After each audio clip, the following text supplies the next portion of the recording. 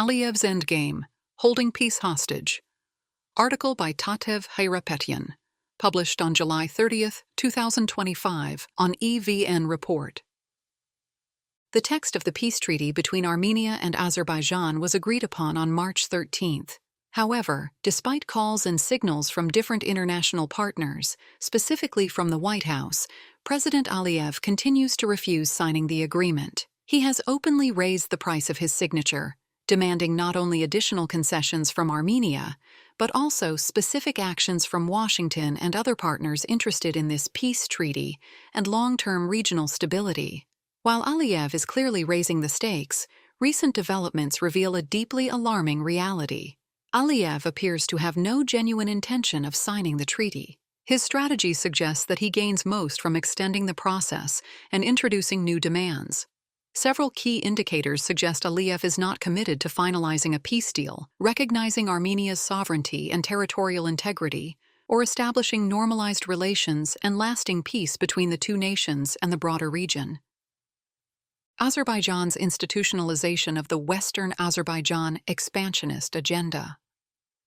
Baku is deliberately institutionalizing the expansionist concept of Western Azerbaijan, a narrative that Ilham Aliyev began promoting in December 2022, just 2 months after the Armenian Prime Minister recognized Nagorno-Karabakh as part of Azerbaijan. At the time, Aliyev declared, "Armenia was never present in this region before. Present-day Armenia is our land." An examination of Azerbaijani textbooks and educational curricula, revised after the 2020 war against Nagorno-Karabakh, reveals Azerbaijan's entrenchment of an expansionist narrative, claiming the Republic of Armenia is historically Western Azerbaijan. This once fringe propaganda has gained momentum, particularly following the expulsion of more than 100,000 Armenians from Nagorno-Karabakh. Now actively taught in schools, Azerbaijani history textbooks portray Armenian territories as historically Azerbaijani, attempting to erase Armenia's history and its rich Christian heritage. Children's literature and fairy tales, such as Yerevan for Children, depict cities like Yerevan as ancient Azerbaijani homelands, embedding this revisionist ideology from an early age. This campaign extends beyond the classroom to higher education and state institutions. In 2023, Baku State University established a Center for Western Azerbaijan Studies to legitimize this narrative. Politically, this strategy serves multiple purposes. It provides a pretext to stall peace negotiations under the guise of peaceful return initiatives, fosters national unity amid potential leadership changes, and subtly lays the groundwork for broader territorial ambitions. The institutionalization of this expansionist myth signals that without proactive resistance from Armenia and the international community, through diplomatic, legal, and educational means, these expansionist claims could become normalized and pose serious threats to Armenia's sovereignty. Criminalizing peace, reconciliation framed as treason in Azerbaijan. Recently, Bahruz Samadov, a prominent peace advocate, was sentenced to 15 years in prison on charges of treason and alleged ties with Armenians. Aliyev has openly admitted why Bahruz is being punished: because he mingled with Armenians, because he refused to hate, because he dared to love peace in a country where peace has become a crime, wrote Azerbaijani historian Altai Goyushov on his X page. Goyushov, a vocal critic of President Aliyev, currently lives abroad. After the verdict, Samadov gave an interview to journalist Ulviya Ali, who was arrested in the Maidan TV case and is currently held at the medical facility of the Baku Pretrial Detention Center. During the interview, Samadov called his harsh sentence contradictory to the ongoing peace talks. "From the beginning, I said this charge contradicts the state's own interests. Charging an academic with treason and subjecting him to torture damages the country's reputation and undermines the so-called peace agenda." When addressing accusations of being pro-Armenian, Samadov clarified that his writings actually focused on the traumas of Azerbaijani society caused by war. To those accusing me of being pro-Armenian, I suggest they actually read my articles. I've written openly about the traumas suffered by the Azerbaijani people, he said. Samadov expressed hopes of surviving prison, but said he would never forget the trauma or the punishment he received for advocating peace. "I hope I'll get out alive, but I'll never forget the trauma, the way the state treated me like a terrorist, or that I was punished for my peaceful stance. Bahruz is not the only alleged Armenian spy. Research published by Cambridge University Press this April confirmed that anti-war narratives, those that contested the war and rejected hatred toward Armenians, came from only a minority of individuals and political activists. These anti-war voices faced severe societal backlash, often being stigmatized as traitors to the homeland, Armenian lovers, or simply Armenians. This deliberate silencing of dissent and suppression of peace discourse carries serious implications for regional stability. By eliminating space for critical voices, Azerbaijan constrains public imagination and reinforces a rigid nationalist identity built on a dangerous expansionist narrative that resists diplomatic engagement. This environment severely undermines the potential for meaningful dialogue and sustainable peace. Azerbaijan's state policy of suppressing peace efforts and upholding a post-2020 ban on normalizing relations with Armenia further erodes prospects for reconciliation. This reflects Aliyev's apparent unwillingness to foster a peaceful environment. While some observers may have once considered this stance understandable before 2020, it has become increasingly difficult to justify its continuation after the war in Artsakh and the forced displacement of Nagorno-Karabakh Armenians, particularly given the lack of serious political or legal consequences for Aliyev. Staged trials. Weaponized to vilify Armenians. Azerbaijan's ongoing sham trials against Armenians serve to dehumanize and vilify them. Aliyev has repeatedly referred to Armenians with dehumanizing terms such as rabbits, bloodthirsty enemies, and vandals, rhetoric that fuels hatred and reinforces a hostile image. These trials serve a broader purpose. They help Aliyev rewrite history by portraying Armenia as the aggressor, while diverting attention from Azerbaijan's documented abuses, including the forced displacement of Armenians and systematic destruction of Armenian cultural heritage in the region.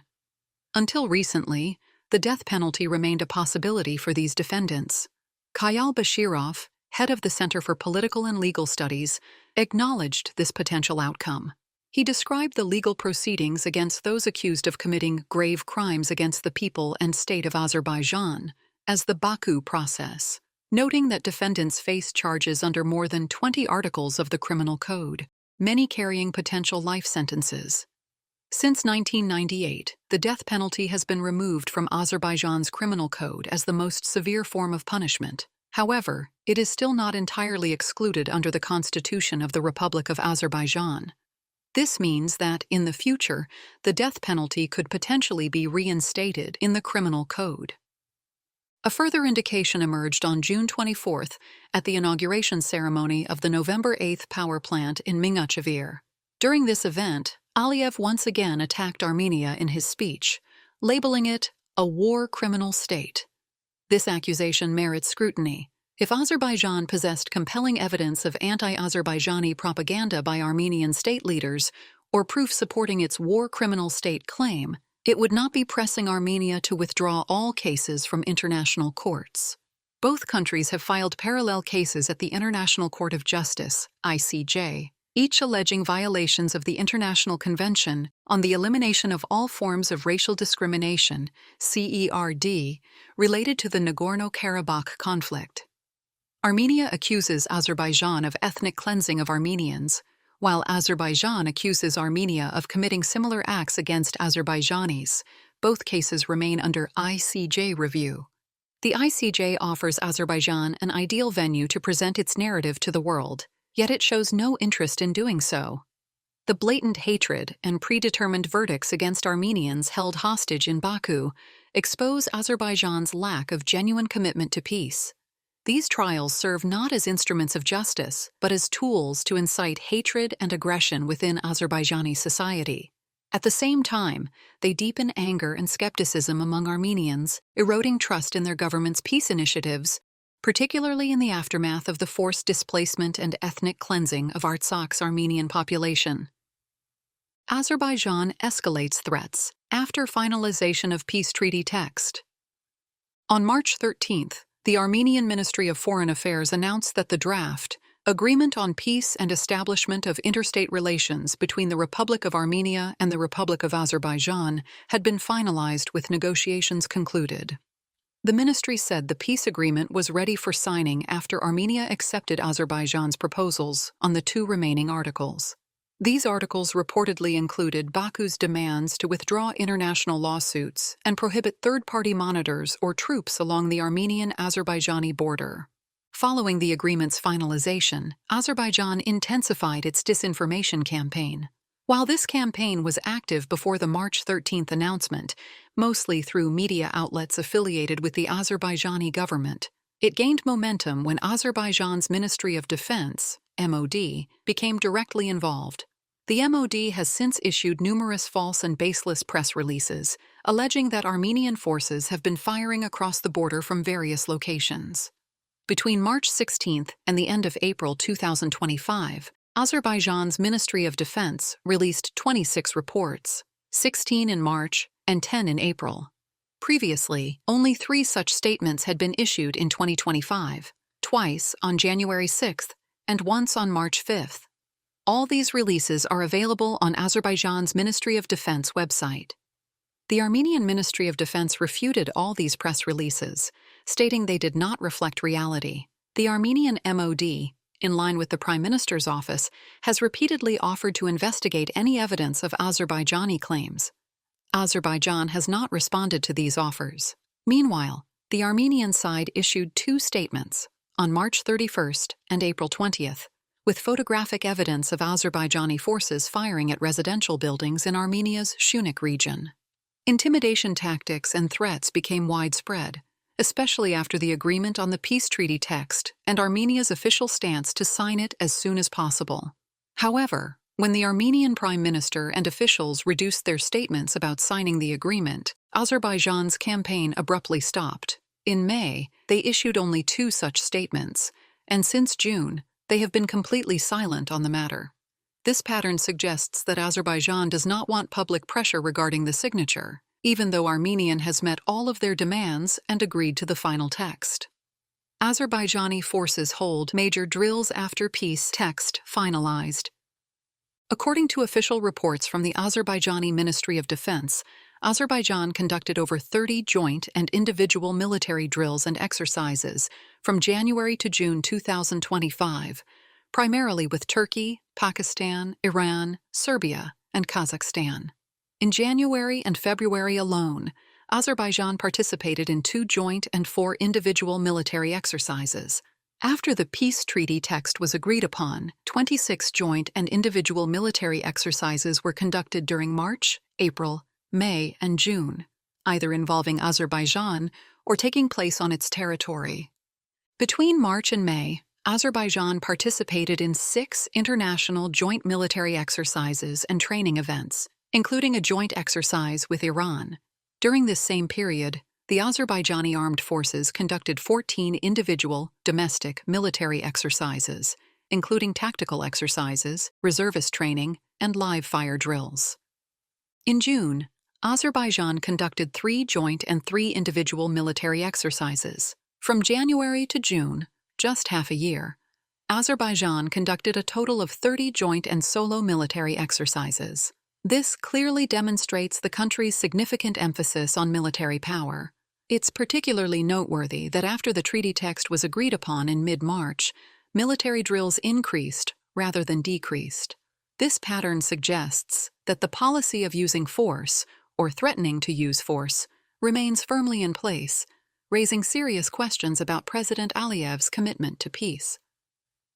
2 years of weapons deals reveal Baku's military ambitions. Azerbaijan's military budget continues to grow steadily, contradicting its purported peace agenda. Let's examine the figures. In 2020, Azerbaijan's defense expenditures amounted to $2.2 billion. Following the Artsakh War, $2.7 billion in 2021 and $2.8 billion in 2022. This trend continued in 2023, reaching $3.3 billion, and climbed further to $3.7 billion in 2024. In December 2024, during an interview with Russia's RIA Novosti, Aliyev announced that in 2025, the military budget will reach a record high, around $5 billion. This is a necessity. We would not need to allocate at least 60% of this amount if there were no such threats. This unprecedented increase raises questions about Azerbaijan's commitment to the peace negotiations it claims to be pursuing. In February 2024, Azerbaijan made one of its most significant military purchases when it signed a $1.6 billion contract with Pakistan for JF-17 Block III fighter jets. This agreement was later expanded in June 2025, after the peace treaty text was finalized, to a $4.6 billion deal for 40 aircraft, including training and armaments. Analysts note that this deal will undoubtedly raise alarm bells in Yerevan. This serves as another indicator of Azerbaijan's questionable intentions toward peace. The irony lies in the fact that while Azerbaijan's military budget continues to grow, its leadership, particularly President Ilham Aliyev, portrays Armenia's defense reforms as an arms race, a regional threat, and a dangerous path. The reality is quite the contrary. Summary. Despite the finalized text of a peace treaty between Armenia and Azerbaijan, Azerbaijani President Aliyev has refused to sign the agreement. Instead, he has escalated his demands and is leveraging the process to extract further concessions from both Armenia and the United States, which has expressed interest in securing long-term regional peace. Azerbaijan's actions, including the institutionalization of the expansionist Western Azerbaijan narrative, suppression of peace discourse, sham trials targeting Armenians, a coordinated campaign of threats and disinformation, and intensified military activity, suggest a strategic intent to avoid genuine reconciliation. Taken together, these developments reveal a troubling pattern. Aliyev appears more focused on prolonging regional tensions and pursuing territorial ambitions than on recognizing Armenia's sovereignty or fostering lasting peace. Unfortunately, this game is working in Aliyev's favor, largely thanks to the cards handed to him by Prime Minister Pashinyan, driven by a desperate desire to secure a signed agreement ahead of the 2026 parliamentary elections. Pashinyan has made fateful mistakes, consistently relinquishing key negotiating cards held by the Armenian state, including a disregard for the right of return for the Armenians of Nagorno-Karabakh. Pashinyan's repeated shifts in position since 2021, particularly with regard to Nagorno-Karabakh, have signaled to Aliyev that toasts get sweeter the longer the process is drawn out. In other words, that delaying negotiations results in increasingly favorable terms. That's why Aliyev is more interested in sustaining the process than in reaching a concrete outcome. This approach is further enabled by the dangerous policies of various regional and international actors who are eager to appease him. Aliyev's insatiable political appetite remains underestimated, both in Yerevan and in other capitals. This is precisely why he rejects even highly beneficial proposals. He's convinced he can get more. Over the past 5 years, this belief has only been reinforced. Unless he is convinced that further gains are no longer possible, there is little chance he will reconsider his current strategy. And at this point, he has no reason to believe otherwise.